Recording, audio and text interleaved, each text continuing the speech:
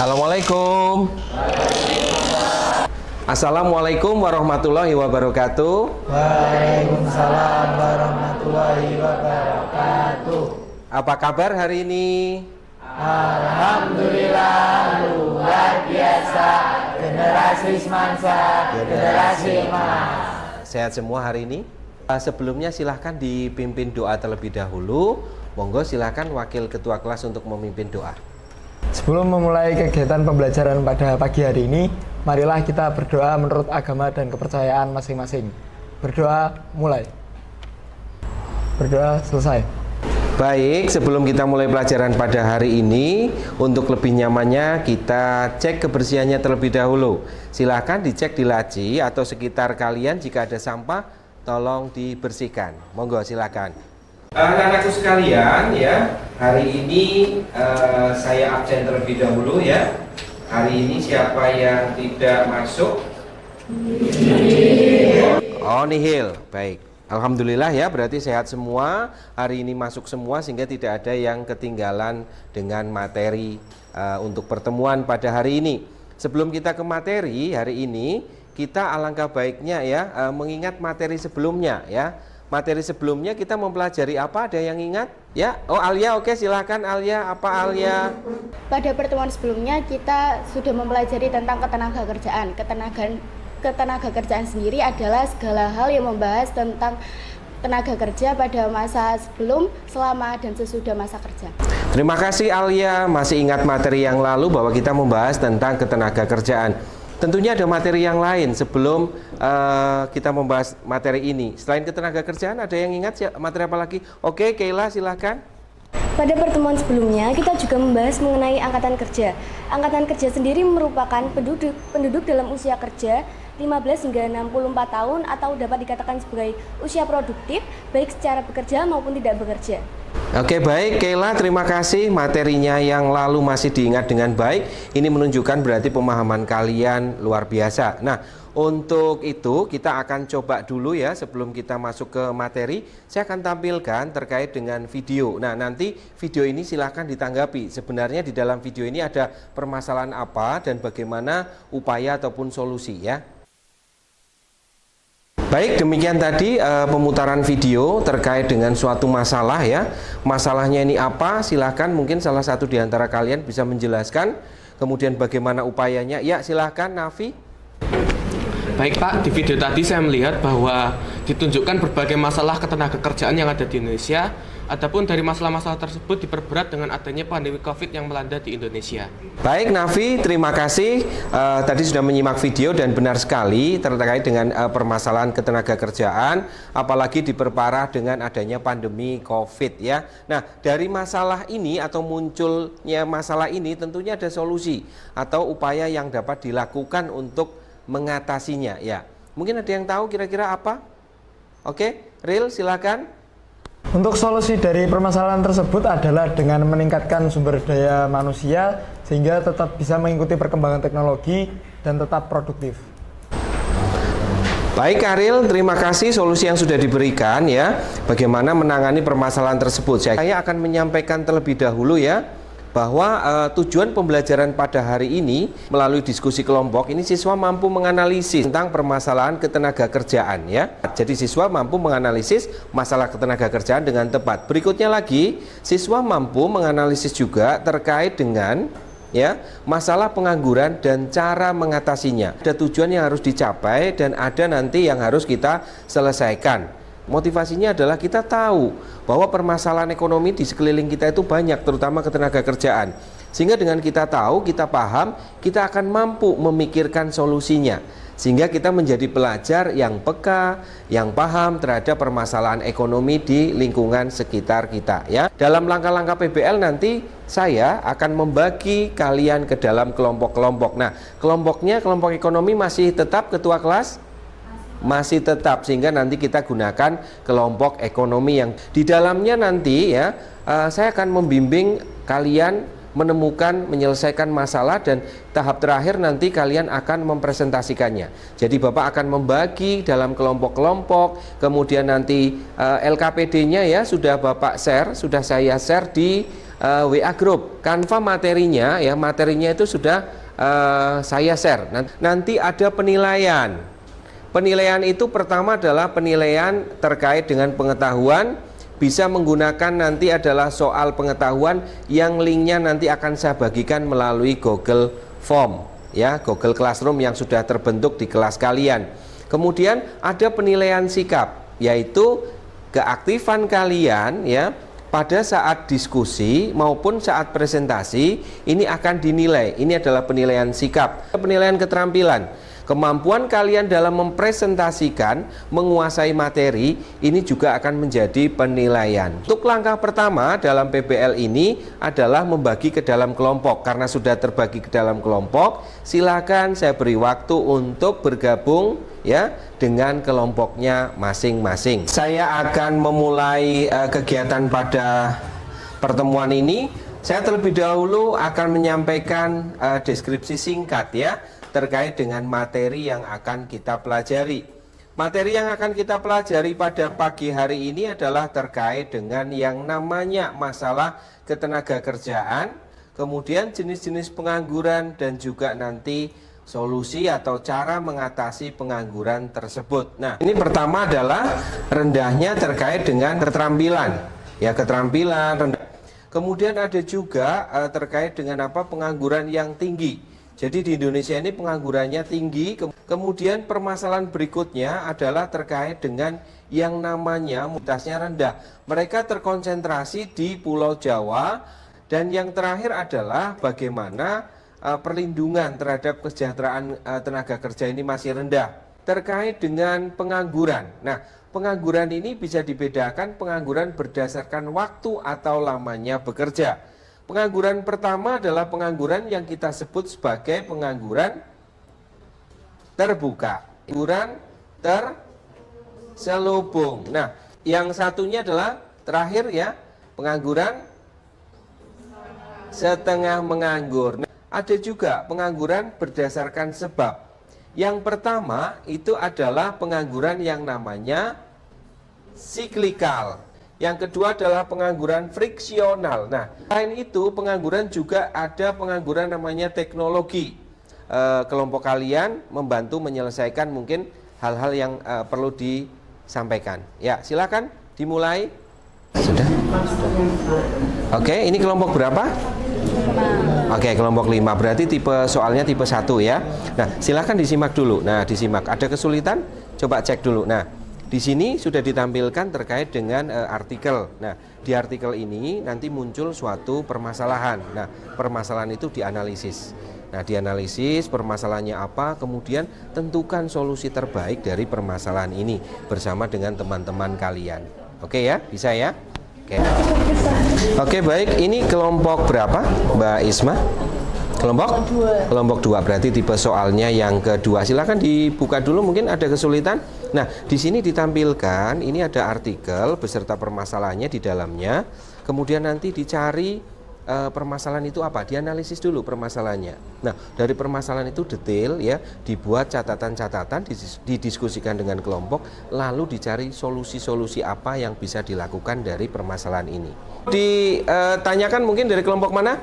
Oke, Dava, saya ke sana, Dava. Oke, baik, Dava. Di sini memang ada data terkait dengan pengangguran. Ini berdasarkan jenjang pendidikan.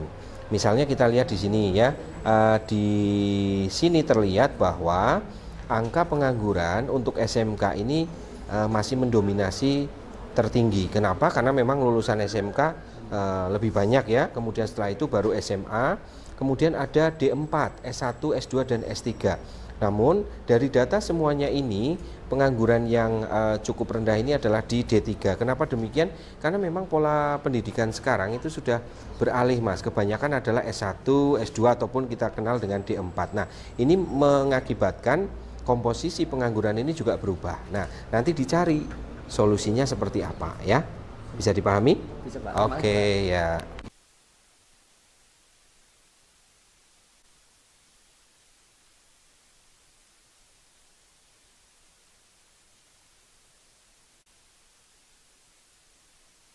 Oke, Bagaimana Nafi, bisa ya? Tidak ada masalah ya. Nah, ditambah mungkin literaturnya bisa dari internet ya. Kemudian dari YouTube itu juga bisa. Buku paket kalian juga bisa. Modul yang saya share di pertemuan sebelumnya juga ada. Oke, baik. Baik, untuk diskusinya, apakah ada kesulitan?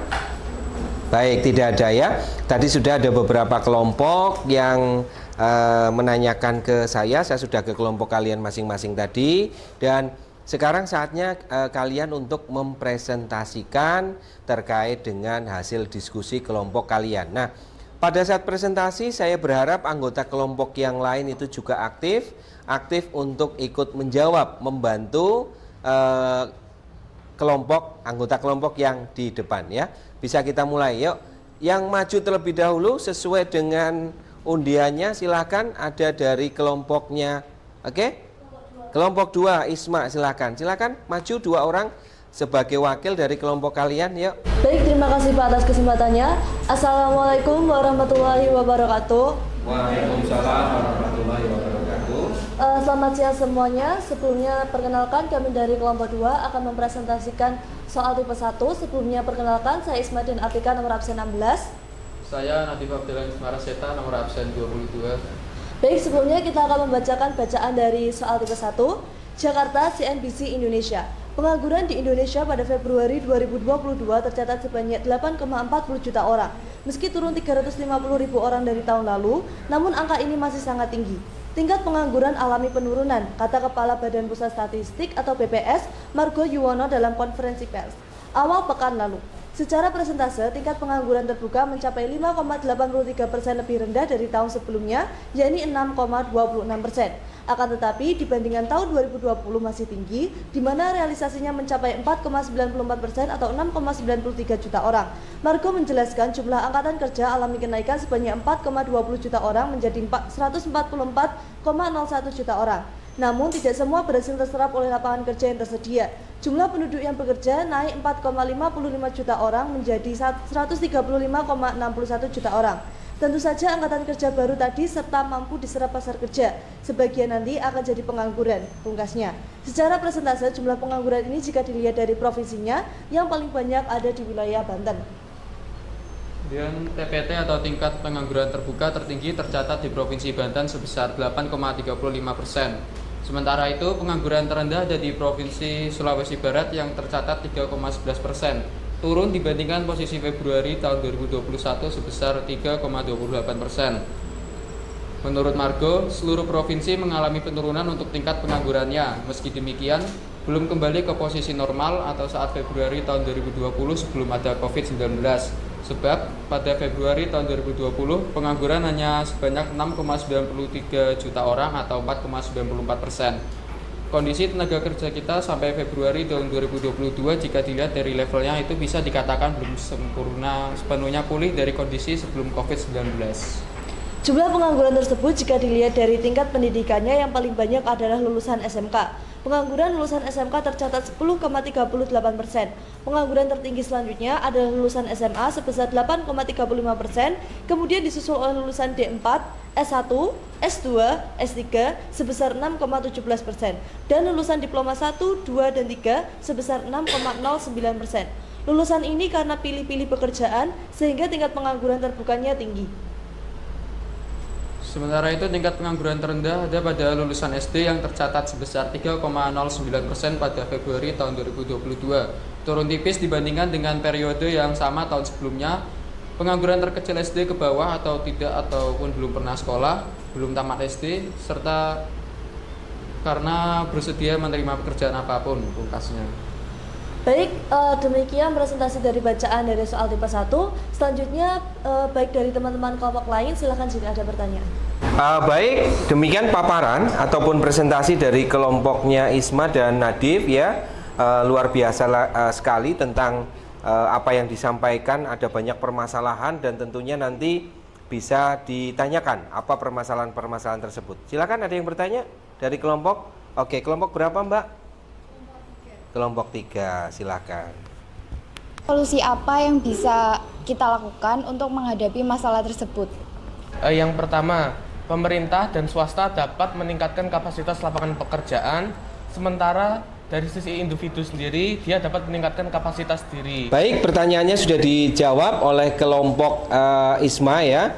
Tadi jawabannya adalah ada upaya dari pemerintah, ada upaya dari swasta, dan ada upaya dari individu. Nah, bagaimana dengan penanya? Apakah sudah cukup atau mungkin ada pertanyaan selanjutnya?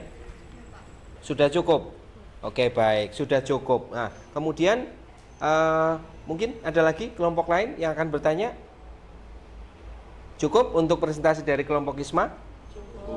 Cukup. Silakan bisa ditutup Mbak ISMA. Ya, sekian yang dapat kelompok kami sampaikan. Jika ada kekurangan, mohon dimaafkan. Terima kasih. Wassalamualaikum warahmatullahi wabarakatuh. Ya, aplausnya untuk kelompok yang sudah melakukan presentasi. Terima kasih, bisa duduk kembali dan dilanjut oleh giliran berikutnya. Silakan. Assalamualaikum warahmatullahi wabarakatuh. Selamat siang semuanya. Pada kesempatan kali ini kami dari kelompok 1 akan mempresentasikan mengenai soal tipe 2. Badan Pusat Statistik BPS menyebutkan angka pengangguran mengalami penurunan dari 7,7% di 2020 menjadi 6,49% per Agustus 2021.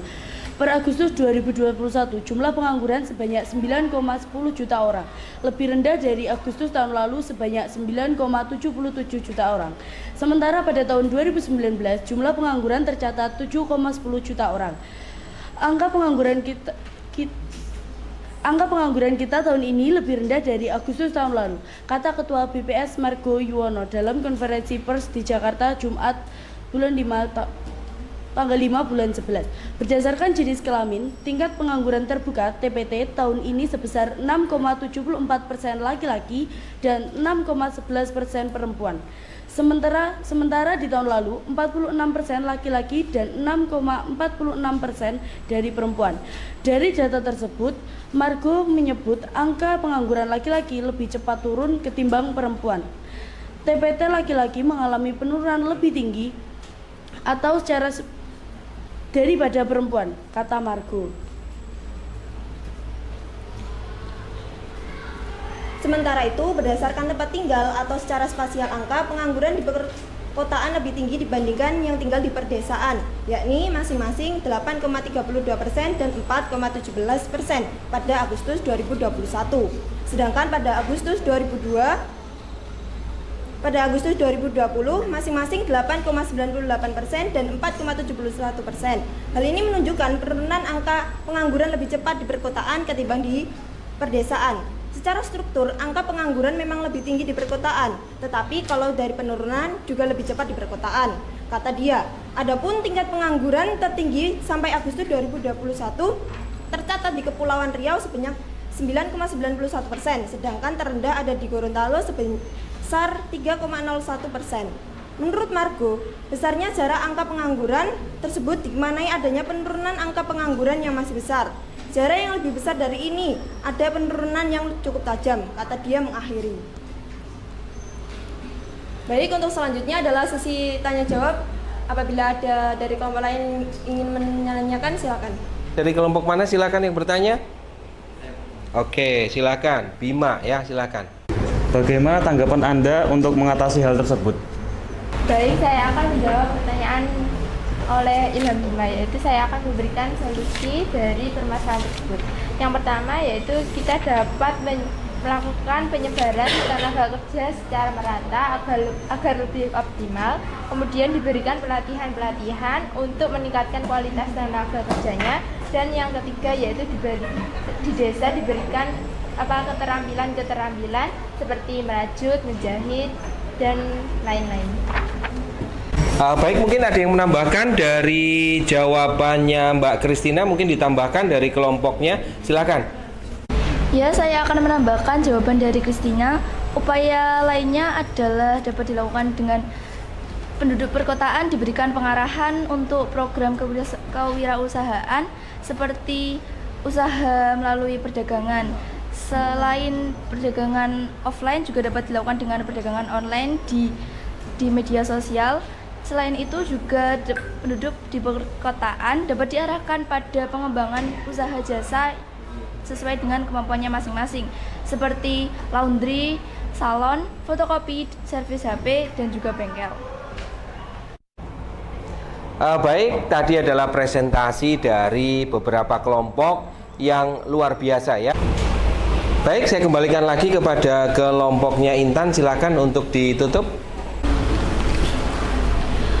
Baik, sekian presentasi dari kelompok 1.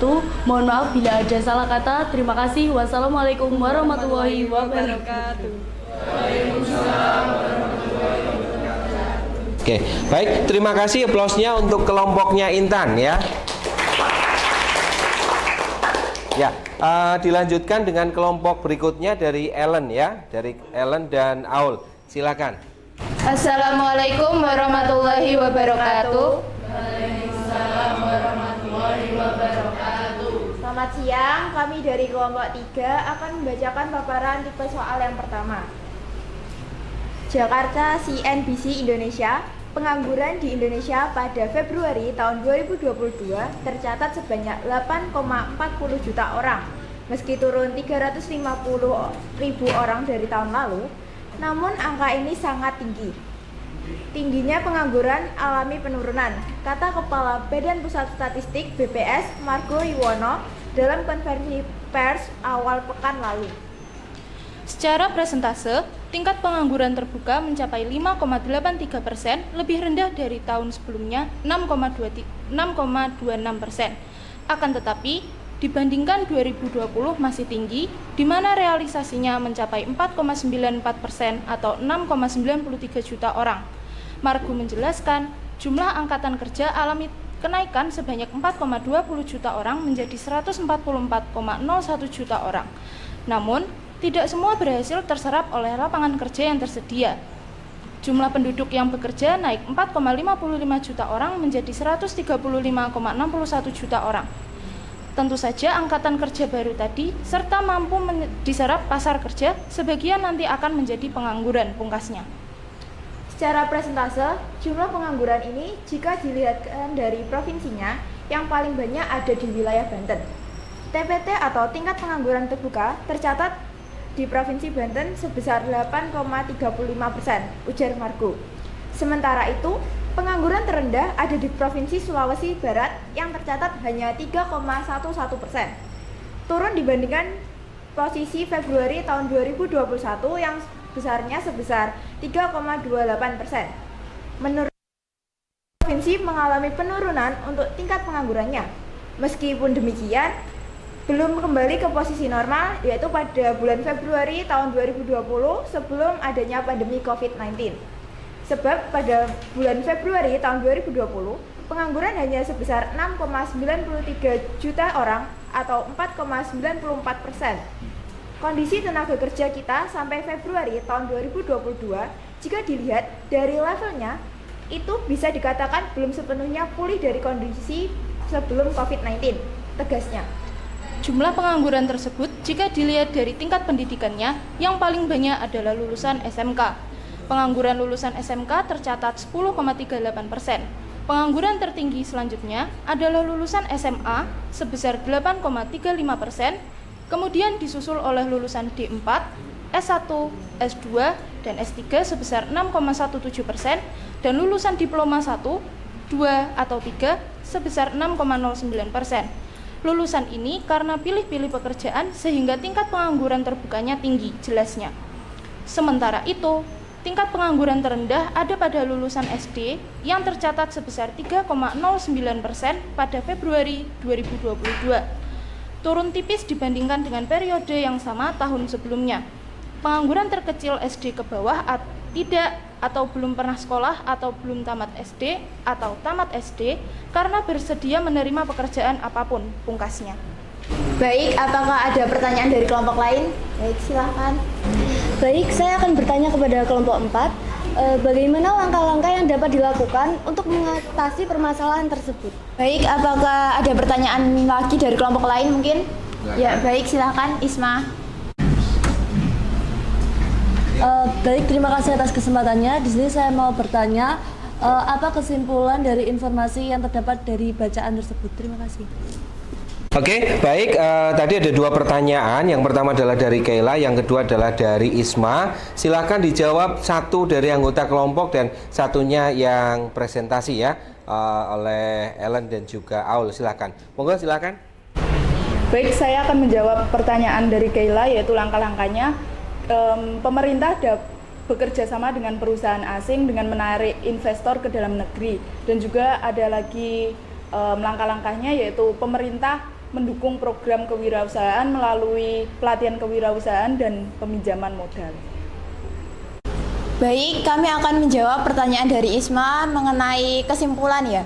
Dari paparan tersebut kami dapat menyimpulkan bahwa tingginya angka pengangguran itu di berbagai level pendidikan, dan level pendidikan yang paling tinggi penganggurannya itu di SMK sebesar 10,38% dan paling rendah di SD dengan persentase sebesar 3,9%. Sekian tadi paparan ataupun presentasi dan juga tanya jawab diskusi ya, terkait dengan materi yang disampaikan oleh kelompok Ellen dan juga kelompok Aul. Bagaimana dengan para penanya, apakah sudah cukup?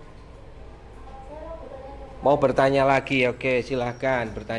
Baik, terima kasih kesempatannya kembali untuk kelompok yang berpresentasi. Jadi saya ingin bertanya kembali, bagaimana cara mengurangi pengangguran sedini mungkin, yaitu lewat lingkup pendidikan. Terima kasih. Baik, kami akan menjawab pertanyaan dari Isma. Cara mengatasinya yaitu yang pertama, memilih sekolahan yang tepat. Yang kedua, selama pendidikan, usahakan untuk selalu melatih kemampuan dan juga keterampilan. Lalu jawabannya akan ditambahkan oleh kelompok kami. Dan yang paling utama adalah jangan bermental seperti pekerja, tetapi bermental seperti wirausahaan.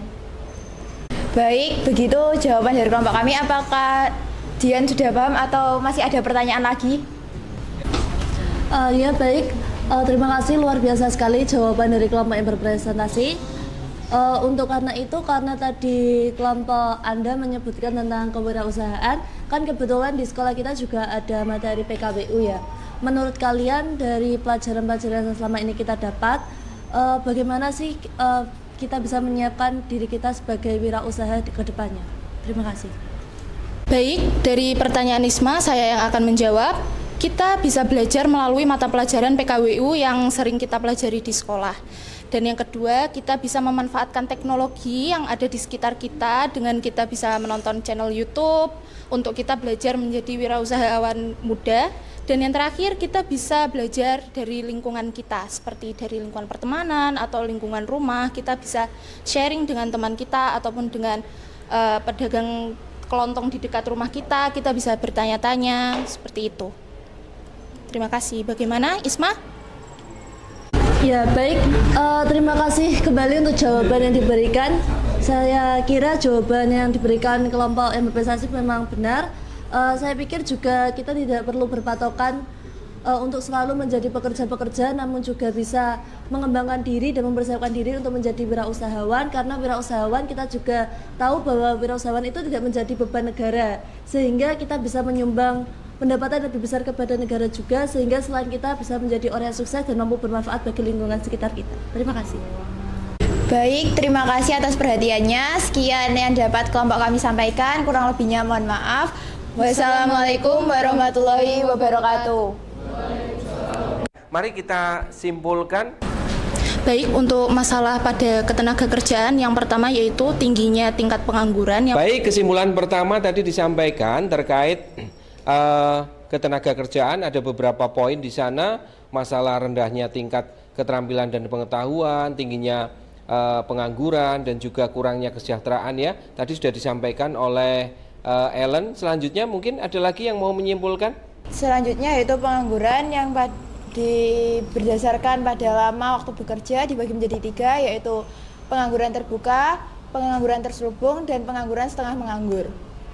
Ya, baik, tadi sudah disampaikan ya, pengangguran berdasarkan lama atau waktu bekerja. Aul menyampaikan ada pengangguran yang namanya terbuka, ada pengangguran yang namanya pengangguran selubung, dan ada juga setengah menganggur ya. Nah, luar biasa, berarti pemahaman kalian sudah bagus. Ada lagi yang mau menyampaikan? Selanjutnya adalah jenis-jenis pengangguran berdasarkan penyebabnya dibagi menjadi 4, yaitu pengangguran siklis atau konjunktur, yang kedua adalah pengangguran friksional, yang ketiga adalah pengangguran struktural, yang keempat adalah pengangguran musiman. Baik Zahra, luar biasa, sudah sangat detail materi yang ditangkap dan bisa disimpulkan. Nah, sekarang ada lagi yang mau menyampaikan, silakan. Ya, salah satu dampak dari pengangguran sendiri adalah penurunan dari pendapatan nasional. Sesuai yang apa dijelaskan oleh Nadif, pendapatan nasional menurun akibat dari pengangguran. Penduduk yang sudah lama tidak bekerja tentunya memiliki produktivitas yang lebih rendah daripada penduduk yang bekerja. Ketika masyarakat tidak bekerja, maka mereka tidak memiliki pendapatan. Begitu juga mereka yang hanya setengah bekerja atau kurang jam kerjanya, maka upahnya juga akan rendah. Karena orang yang menjadi pengangguran atau yang menganggur tentunya dia tidak memiliki pekerjaan sehingga dia tidak memiliki pendapatan. Meningkatnya angka kriminalitas. Pertama dengan cara konjungtur atau siklikal, yaitu dengan melakukan proyek padat karya. Baik, terima kasih kesimpulannya ya, luar biasa. Silahkan refleksi dari pembelajaran hari ini. Apa yang sudah dilakukan dan apa yang belum bisa dilakukan akan tulis di buku catatan kalian masing-masing. Silahkan Google Form-nya dibuka terlebih dahulu.